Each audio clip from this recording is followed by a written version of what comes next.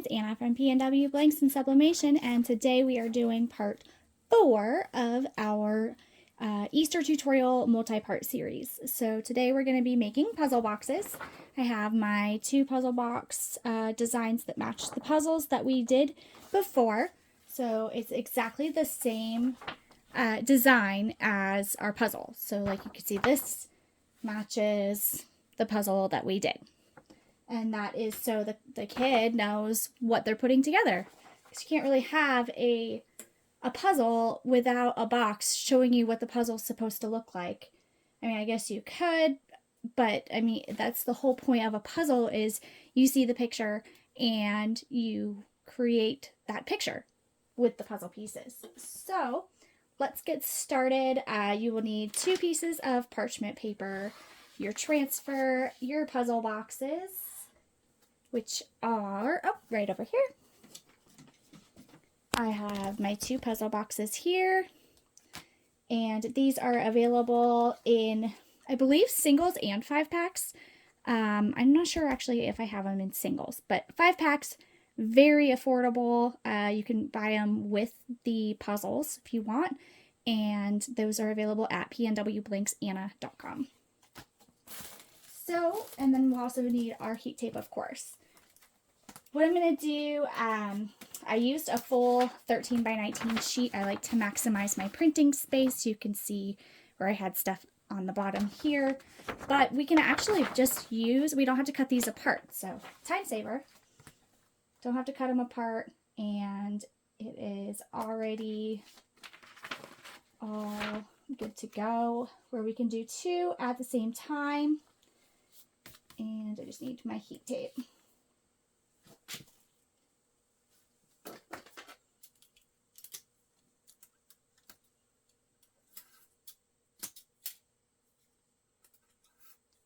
I hope everybody's been enjoying this series so far.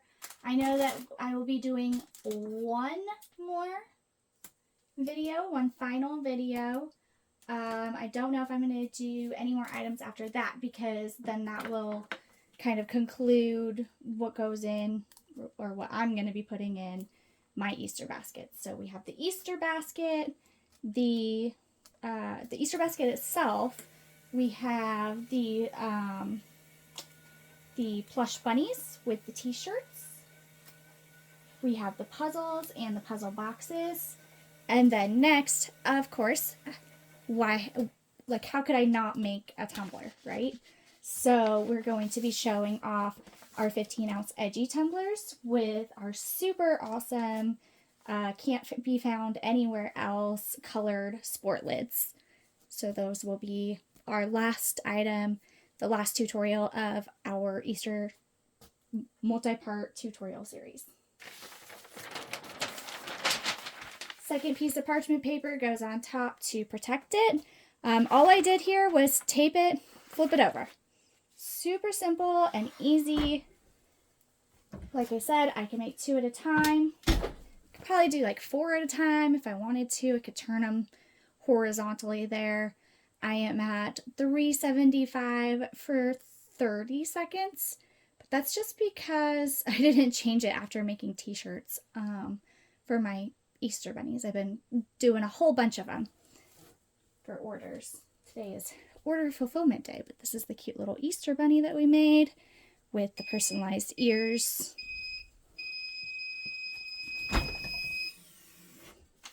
So hopefully 30 seconds is enough on that. Normally it would be like 375 for 45 seconds, but I think we're good.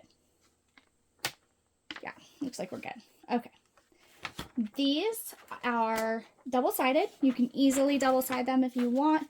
I'm just doing a single-sided design, but if you wanted to, I mean, you could brand it with your own business name back there. You could do a secondary design. You could, I mean, really, you can do whatever you want. I'm just tossing out some random ideas. So you could brand it with your design. You could put, 30-piece puzzle, whatever is inside. You can, you could do a whole bunch of stuff there. So this is how it turns out. Super cute. It says Happy Easter. And then these are super easy. It's easier to do this when they are pulled down, but for the sake of the video, we're just going to go ahead and do it now. And all you do is fold it in and fold the other edge down.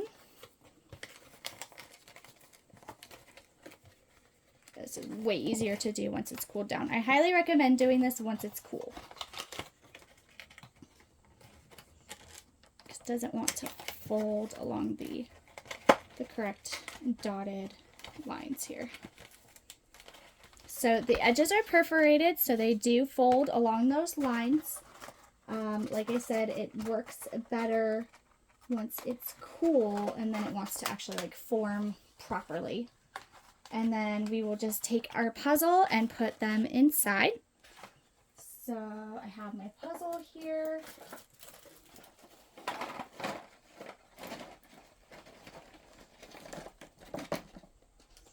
Puzzle we made the other day in the other video. If you missed that video, make sure to go ahead and check that out.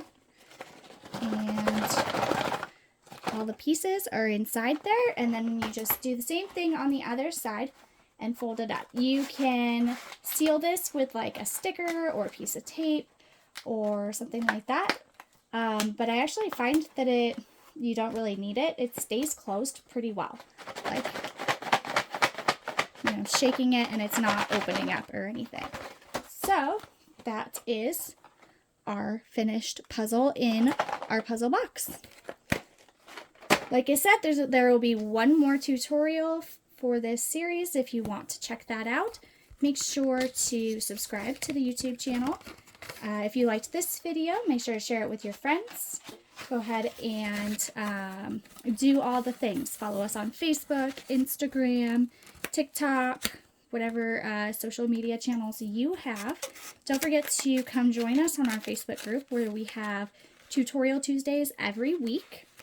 Some of them get posted over here, some of them don't. So just make sure to go ahead and follow or join our group so you don't miss out on those. And stay tuned for part 5. Happy pressing!